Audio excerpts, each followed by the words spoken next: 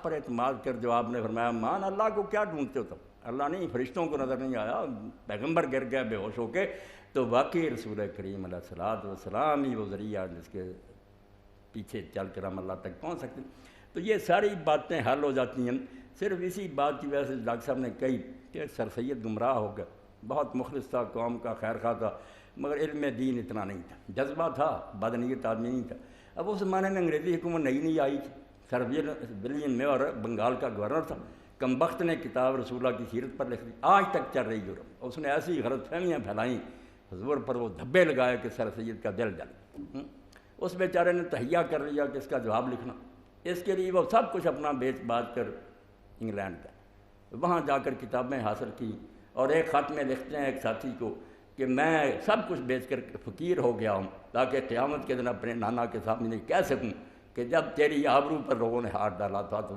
احمد فقیر ہو گیا تھا جواب لکھنے۔ جواب بڑا اچھا لکھا، مگر چونکہ علم میں کمی تھی اس جگہ جان چھڑانے کے لیے غلط راستہ اختیار کر کہ اگر کوئی حدیث ہے تو اس کو کہہ دیا یار ہم نہیں مانتے، برا راستہ بنا دیا، جس سے بعد میں انکار حدیث پیدا ہو گیا۔ یہ معجزے سامنے آئے کیونکہ سائنس کا نیا یہاں تھا چلن، لوگ کہتے ہیں کس طرح ہو سکتا کہ آگ نہ جلائے، کیسے ہو سکتا کہ ایک آدمی اتنی جلدی آسمانوں سے ہو کر آئے، تو بیچارے مروب ہو گئے، ساری چیزوں کی تعویل کر دی کہ نہیں یہ کچھ نہیں، عیسیٰ علیہ السلام بھی باپ سے پیدا ہوئے ہیں، ابراہیم علیہ السلام بھی اس آگ میں نہیں سچ مچ ڈالے گا، فتنے کی آگ تھی جو اللہ نے، غلط کام شروع کر دی، جواب دہی میں کمزور طریقہ اختیار کیا، مگر نیت نیک۔ ہاں طریقہ صحیح ہے کہ آپ پہلے اللہ کو منوائیں کہ